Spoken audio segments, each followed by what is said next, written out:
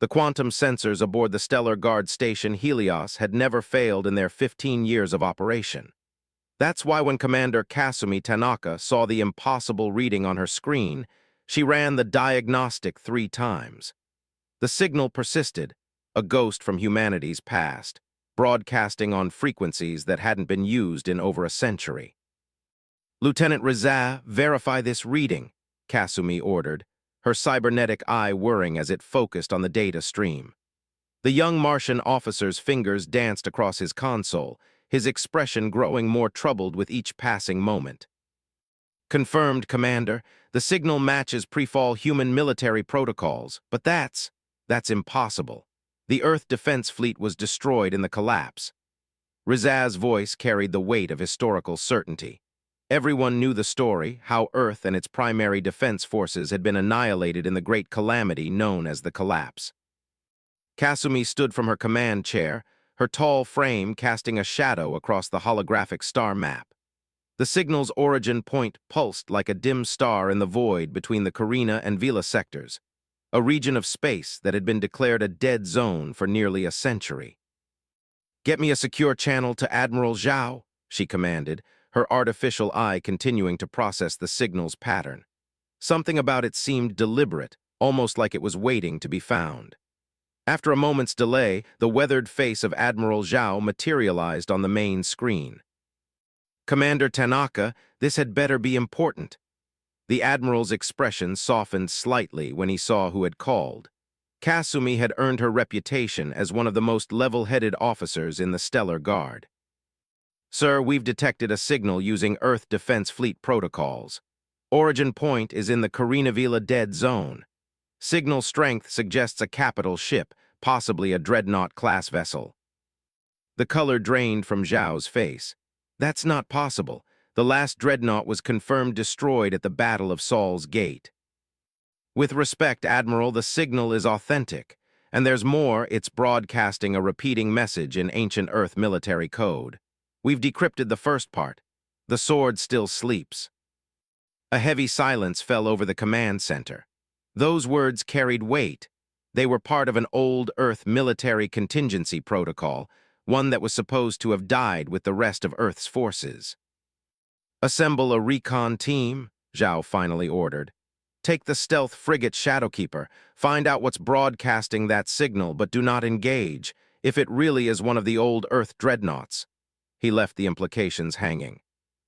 Within hours, Kasumi stood on the bridge of the Shadowkeeper, a sleek vessel designed for covert operations.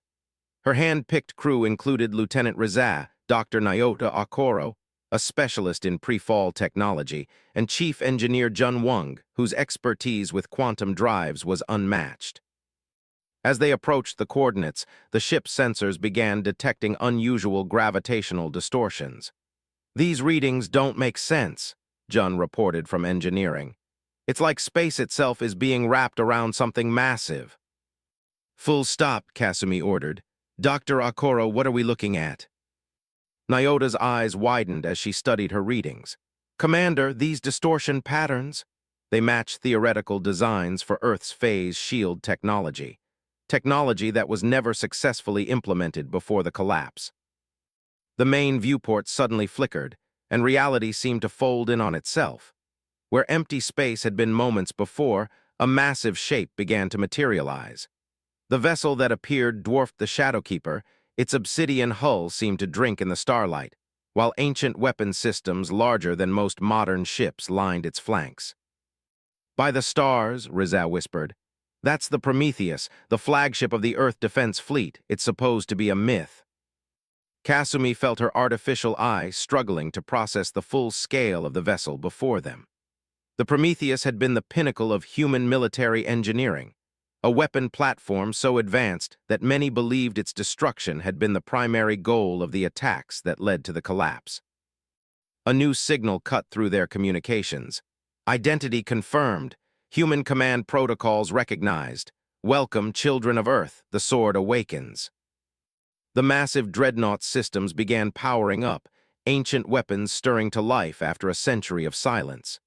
Humanity's greatest warship had returned, and with it, the balance of power in the galaxy was about to change forever.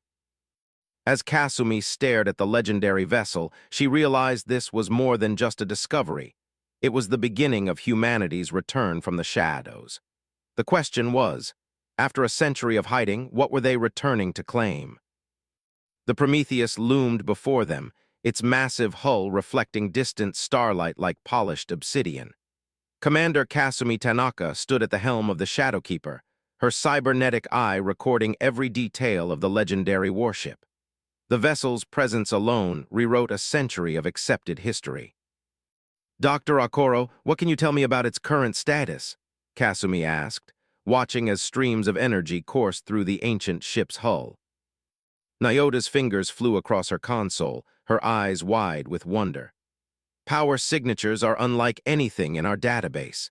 The ship is operating at roughly 40% capacity, but even at that level, it's outputting more energy than 3 modern dreadnoughts combined. A deep, resonant voice filled their command center, emanating from the Prometheus itself. Greetings, Shadowkeeper. I am Atlas, the governing AI of the Earth Defense Fleet's First Strike Division. Your genetic profiles confirm human ancestry. You may approach Docking Bay 3. Lieutenant Reza exchanged nervous glances with Chief Engineer Wang. Commander, are we really going to dock with it? Kasumi's expression remained determined. We came to investigate and now we have an invitation. Chief Wang, begin docking procedures. Dr. Okoro, I want you and Lieutenant Reza with me. We need to understand what we're dealing with. As the Shadowkeeper maneuvered toward the massive docking bay, Atlas continued speaking. The Prometheus has maintained its vigil for 97 years, 4 months, and 13 days since the implementation of Protocol, Dark Winter. We are pleased to find humanity has survived and evolved. The docking procedure was surprisingly smooth, as if the ancient ship systems were more advanced than their modern counterparts. When the airlock cycled, Kasumi led her team into the Prometheus. The corridors were pristine, maintained by automated systems that had never ceased their duties. This technology, Nyota breathed, her scientific instruments struggling to analyze the materials around them. The hull composition, the power distribution systems, they're decades beyond our current capabilities. How did we lose all of this? Atlas's voice followed them through the corridors. The answer to your question, Dr. Okoro, lies in the command center. Please follow the illuminated path. Blue lights pulsed along the floor, leading them deeper into the massive vessel. They passed weapons arrays that could level cities, shield generators that could withstand stellar radiation, and engineering systems that defied modern understanding. The command center was a cathedral of technology. Holographic displays sprang to life as they entered, showing star maps, battle plans, and technical specifications that had been lost to time. At the center stood a pillar of light, Atlas's physical manifestation. The collapse was not what your histories claim, Atlas began, its form shifting like liquid mercury. Earth was not destroyed, it was hidden.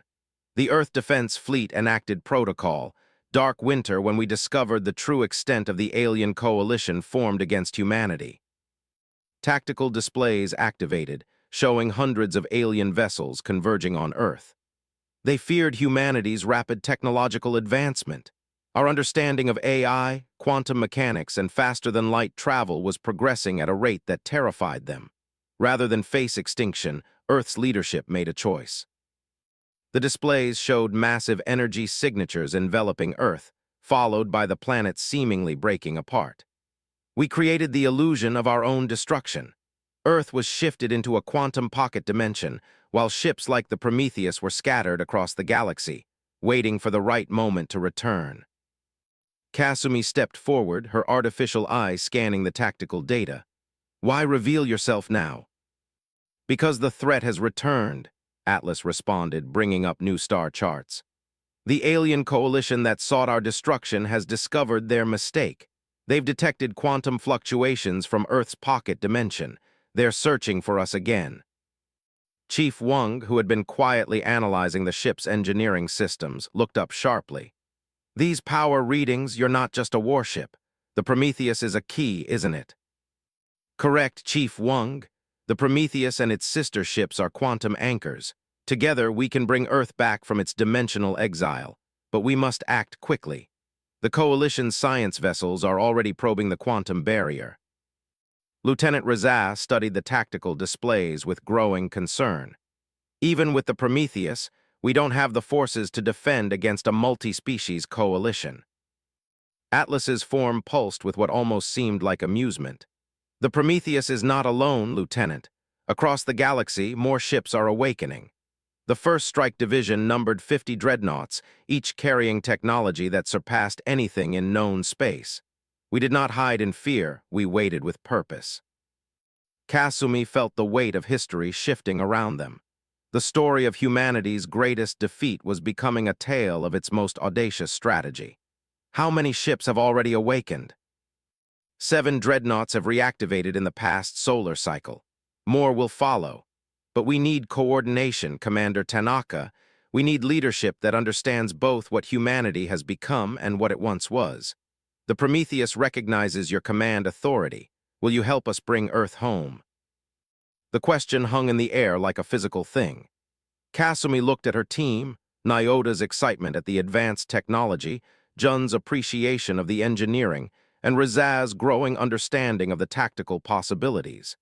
They had come seeking answers about humanity's past, but instead they had found its future. "We'll need to contact Admiral Zhao," Kasumi said finally. "He needs to understand what we're dealing with." "Of course," Atlas agreed. "But remember, Commander, time is against us. The Coalition's scientists grow closer to discovering Earth's dimensional frequency. When they do, we must be ready. The sword has awakened, but the battle for humanity's survival is just beginning." The High Council chamber of the Galactic Concordat buzzed with nervous energy as representatives from 27 spacefaring civilizations argued among themselves. Supreme Archon Vexthar of the Cathari Dominion, his crystalline form refracting light across the chamber, called for order with a resonating pulse that silenced the chaos. "The reports are confirmed," he announced, his translator converting his harmonic speech into standard galactic code. "3 hours ago, our long-range sensors detected the energy signature of an Earth Defense Fleet dreadnought in the Carina sector. The humans have deceived us all." First Speaker Marilan of the Syndicate Worlds rose, her bioluminescent patterns flashing with agitation. "Impossible. Our ancestors witnessed Earth's destruction. The humans were broken, scattered to the solar winds." On the Prometheus's command deck, Commander Kasumi Tanaka watched the intercepted transmission of the council meeting with growing concern. Beside her, Atlas's holographic form analyzed the alien representatives with cold precision. "The Cathari were the primary architects of the coalition against Earth," Atlas noted. "Their crystalline technology gave them advantages in quantum detection.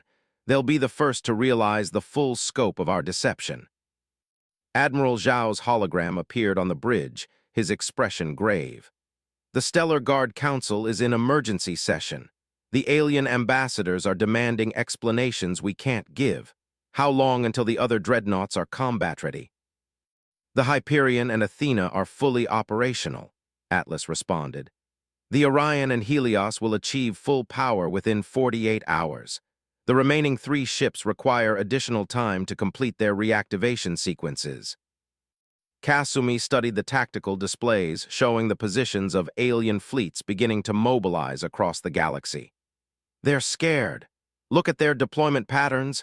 They're preparing for a human invasion that isn't coming." "Fear makes them predictable," Chief Wang observed from his engineering station. "But these energy readings from the Cathari ships, they've advanced significantly in the past century. Their quantum detection capabilities might be able to locate Earth's dimensional pocket." Dr. Okoro burst onto the bridge, her dark eyes bright with excitement. "Commander, I've decoded more of the Prometheus's historical databases. The quantum pocket holding Earth, it's not just a hiding place. It's an incubator." She pulled up complex technical schematics on the main display. "The pocket dimension operates at a different temporal rate. For every year that's passed out here, Earth has experienced only a month. They've had 8 years to prepare, not a century." The implications hit Kasumi like a physical blow. Earth hadn't just hidden. It had used the time differential to advance its technology, build its forces, and prepare for the inevitable confrontation. In the council chamber, a new voice cut through the debate. Ambassador Exril of the Thorian Collective, an ancient race known for their strategic insight, raised his serpentine form. We face a choice, honored representatives. We can repeat the mistakes of the past, allowing fear to drive us to war, or we can acknowledge our ancestors' error in judging humanity as a threat. Supreme Archon Vexther's crystalline form pulsed with derision. The humans are deceivers. Even now, their warships awaken across our territories. The Earth Defense Fleet was the most powerful military force the galaxy had ever seen, and we only survived its destruction because we struck first. We cannot allow them to reassemble their forces. On the Prometheus, Lieutenant Rizam monitored the growing number of alien ships moving into attack positions. Commander, the Cathari are mobilizing their entire fleet. They're not waiting for council approval. Kasumi's cybernetic eye processed multiple tactical scenarios simultaneously. Atlas, if the Cathari launch a preemptive strike, how many civilian populations are at risk?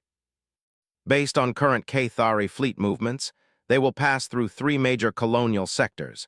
Estimated civilian casualties could exceed 4 billion. Admiral Zhao's hologram flickered as he received the same data. Commander Tanaka, you have new orders. The Stellar Guard Council has authorized Operation Guardian. You are to use the Prometheus and any available Earth Defense Fleet assets to protect civilian populations, regardless of species.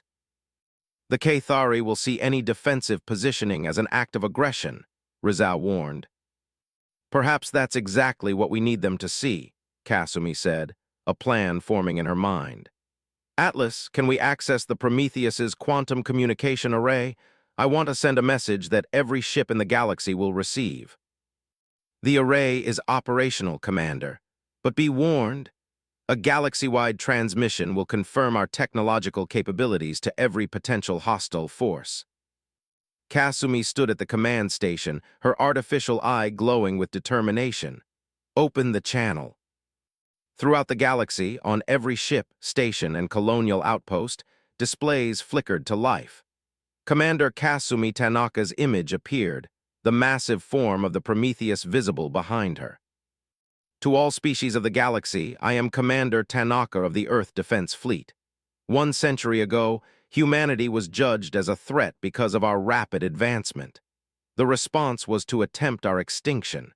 Today, you fear us because we survived, because we protected ourselves from genocide. She paused, letting her words sink in. But look to your borders now. Look at who threatens peaceful populations. The Cathari fleet moves to attack civilian worlds not because of any provocation, but because of fear. We will not allow this. The tactical displays showed the Cathari fleet's advance suddenly halting as 7 massive ships materialized around them. The awakened Earth dreadnoughts, each one a legend of human military power. Humanity does not seek war, Kasumi continued. But we will protect the innocent regardless of species. The Earth Defense Fleet stands ready to defend any population threatened by those who choose fear over reason. The time of hiding is over. The time for cooperation begins now. As her transmission ended, the galaxy held its breath, waiting to see if her words would prevent a war or start one. The quantum tunnel spiraled open before the Prometheus like a blooming flower of light. Commander Kasumi Tanaka watched as reality itself seemed to bend, creating a bridge between dimensions. After the standoff with the Cathari fleet, Earth's hidden leadership had finally made contact, providing the coordinates for safe passage through the dimensional barrier. Quantum tunnel stabilized, Chief Wang reported from engineering, his voice filled with awe. The mathematical precision required for this, it's beyond anything we thought possible. Atlas's holographic form pulsed with what might have been pride. Earth's scientists have had 8 years of accelerated time to perfect the technology. What you're witnessing is merely the beginning. The Prometheus glided through the tunnel, its massive frame dwarfed by the swirling quantum energies. When they emerged, collective gasps filled the bridge. Earth hung before them, but not as history had recorded it. The planet was encased in a gleaming network of orbital platforms, massive construction facilities, and defense systems that made the Prometheus look primitive by comparison. "By the stars," Lieutenant Razat whispered. "They've been busy." "Incoming transmission from Earth Command," Dr. Okoro announced. They're requesting to speak with you directly, Commander." The main screen activated, revealing a face that made Kasumi's cybernetic eye automatically recalibrate. Director Marcus Chen of the Earth Defense Initiative looked no more than 50, though he had been nearly that age when Earth vanished a century ago. The time differential in the pocket dimension had preserved him and Earth's other leaders. "Commander Tanaka," Chen greeted her with a warm smile. "Welcome home. Your handling of the Kathari situation was exemplary. You've given us the opening we needed."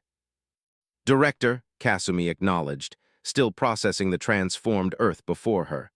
"I have Admiral Zhao and the Stellar Guard Council waiting for answers. They need to understand what they're dealing with." "Of course, please bring your key staff and dock at Platform Alpha. It's time you saw what humanity has become." Hours later, Kasumi stood with her team in Earth Command's Strategic Center, a vast chamber that seemed to exist in multiple dimensions simultaneously. Holographic displays showed real-time information from across both normal space and the quantum realm. Director Chen led them through the facility, explaining as they walked. "When we enacted Protocol, Dark Winter, it wasn't just about hiding. We knew the Coalition would eventually find us. Every moment in our accelerated time frame was spent preparing." "The orbital structures," Chief Wang noted. "They're not just defensive installations, are they?" "Correct," Chen smiled. "They're quantum fold generators. Earth isn't just returning to normal space, we're bringing something with us. Dr. Okoro, would you care to explain what you're seeing?" Nyota's scientific instruments were working overtime to analyze the data streams. "These are dimensional anchors designed to move more than just Earth. You're planning to bring an entire defensive network into normal space." "The Coalition thought they could contain humanity's advancement," Chen continued. "Instead, they gave us exactly what we needed: time and motivation. Every orbital platform can deploy an autonomous defense fleet. Every satellite can generate its own quantum shield. And that's just the beginning." He led them to a secure chamber where a massive quantum computer pulsed with otherworldly energy. "This is Genesis, the next evolution of AI technology. Atlas and the other ship AIs were just the prototype. Genesis coordinates all of Earth's defense systems, production facilities, and research initiatives. It's been running simulations of every possible first contact scenario for what would equate to centuries in normal time." Lieutenant Razaz studied the tactical displays with growing understanding. "The Kathari fleet! You knew they would react that way. The Prometheus's revelation was timed precisely." "Indeed," Chen confirmed. "Genesis predicted a 94% probability that the Kathari would attempt a preemptive strike, and a 89% probability that a show of force combined with an offer of protection to civilian populations would fracture the Coalition's unity." Kasumi's cybernetic eye detected energy signatures unlike anything she'd ever encountered. All of this advancement, why not simply reveal Earth's survival from a position of overwhelming strength? Chen's expression grew serious. "Because that would only confirm their fears about humanity. We didn't spend 8 years preparing for war, Commander. We spent it preparing for peace, but peace from a position where war would be unthinkable." He brought up a new hologram, showing Earth's defensive network expanding to create safe corridors across the galaxy. "Imagine a galaxy where civilian populations are protected by automated defense platforms, where quantum shields can protect entire systems from natural disasters or hostile actions, where faster-than-light travel doesn't require massive ships, but can be accomplished through stable quantum tunnels." "You're not planning to dominate the galaxy," Dr. Okoro realized. "You're planning to transform it." "Transform and unite it," Chen corrected. "The Coalition feared human advancement because they saw it as a threat. We're going to show them that it's actually salvation. But first, we need to deal with the Kathari leadership. They're mobilizing for a final strike, gathering every ship they can muster." Kasumi studied the tactical displays showing the massive Cathari fleet assembling. They'll target Earth as soon as we return to normal space. The coalition may have fractured, but the Cathari will still try to finish what they started. Precisely, Chen agreed. Which is why we need you, Commander. The Prometheus and its sister ships aren't just warships, they're the keys to implementing our true defense network. When the Cathari attack, they won't be attacking a planet. They'll be attacking the future itself. As if to emphasize his words, new alerts flashed across the tactical displays. The Cathari fleet was on the move, gathering reinforcements from their subject worlds. The final confrontation was approaching, one that would determine not just humanity's fate, but the very nature of galactic civilization. The Cathari assault fleet filled the tactical displays of Earth Command 5,000 ships strong, the largest armada ever assembled in known space. Supreme Archon Vexther had called in every favor, emptied every shipyard, and conscripted vessels from a dozen subject races. Their crystalline hulls reflected starlight like a sea of diamonds against the void. Commander Kasumi Tanaka stood with Director Chen, and her team as Genesis projected the battle simulations across multiple dimensional planes. The AI's calculations showed hundreds of possible outcomes, each more devastating than the last. They've adapted their quantum detection systems, Chief Wang reported, analyzing the Cathari fleet's energy signatures. Their weapons are specifically calibrated to disrupt our dimensional shielding. As expected, Director Chen nodded. They've spent a century preparing for our potential return. Genesis, initiate protocol, New Dawn. Across Earth's orbital network, massive quantum fold generators hummed to life. The planet itself began to shimmer, as if viewed through waves of heat. Dr. Okoro's instruments were registering energy readings that defied conventional physics. All Earth Defense Fleet vessels, this is Commander Tanaka, Kasumi broadcast to the assembled dreadnoughts. Take your positions according to Genesis protocols. Remember, this isn't about destruction, it's about transformation. The 7 awakened dreadnoughts moved into a precise formation around Earth, their ancient weapons powered but not yet active. The Prometheus took point, its massive frame appearing almost elegant despite its destructive capability. Cathari fleet has entered the outer defense perimeter, Lieutenant Reza announced. They're launching their first wave 500 ships, heavy combat configuration. Supreme Archon Vexther's transmission cut across all frequencies. Humanity has hidden long enough. Your deception ends today. The coalition may have fractured, but the Cathari remember. We remember the threat you pose to galactic stability. Surrender now or face absolute destruction. Director Chen's expression remained calm as he nodded to Kasumi. This was the moment everything had led to.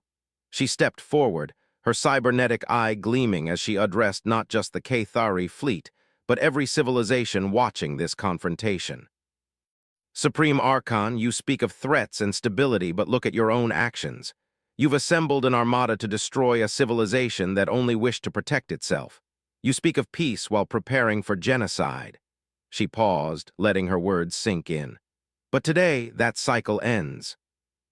At her signal, Genesis activated Earth's quantum fold network. The fabric of space itself began to ripple as the orbital platforms synchronized with the dreadnoughts. The Cathari fleet's first wave opened fire, their crystalline energy weapons lashing out, but their attacks passed through suddenly insubstantial targets. You feared our advancement, Kasumi continued, so we advanced beyond the need for traditional warfare. Atlas, initiate the transformation sequence. The Prometheus's ancient weapons systems reconfigured, merging with the quantum field generators. The other dreadnoughts followed suit, their combined energy matrices creating a cascading web of quantum tunnels throughout the battle space.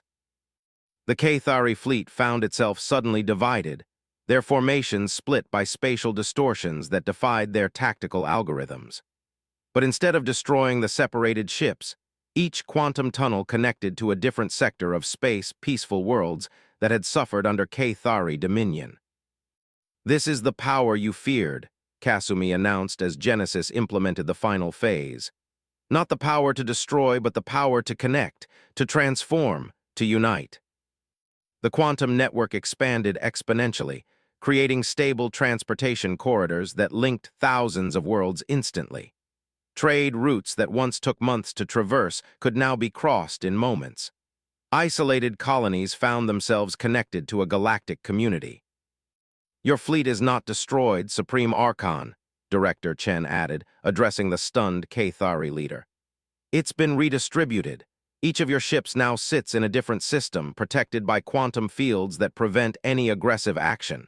You wanted stability. We're giving the galaxy true stability through connection, not conquest. On the tactical displays, they watched as the reality of the situation dawned on the separated Cathari forces. Their mighty armada had been transformed into a network of observation posts, each one witnessing the birth of a new galactic order. Humanity did not hide in fear, Kasumi declared. We hid to prepare for this moment. The Earth Defense Fleet was never meant to just defend Earth. It was designed to defend every civilization, to break down the barriers that led to conflict. Today, we don't just return to the galaxy, we transform it.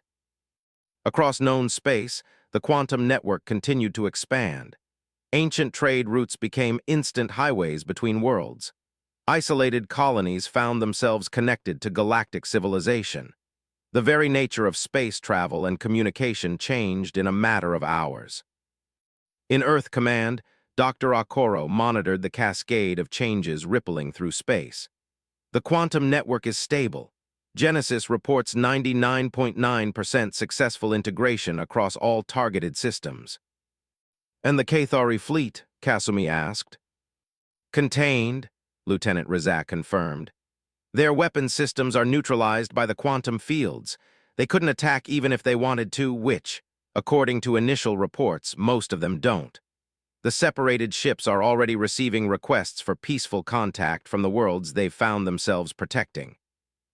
Director Chen smiled as he watched the tactical displays show more and more systems joining the quantum network voluntarily. Humanity's greatest advancement wasn't our technology, Supreme Archon. It was understanding that true power lies not in the ability to destroy, but in the wisdom to connect. The Cathari leader's crystalline form pulsed with what might have been resignation or perhaps understanding. We feared you would conquer the galaxy. Instead, you've transformed it. Perhaps our ancestors were wrong about humanity. Kasumi looked out at Earth, now the central hub of a galaxy-spanning network of quantum corridors and protected worlds. The planet her ancestors had hidden to preserve had become exactly what they'd hoped, not a fortress of isolation, but a beacon of connection. Commander, Atlas announced, Genesis reports that the first civilian transports are ready to begin using the quantum network. The galaxy awaits.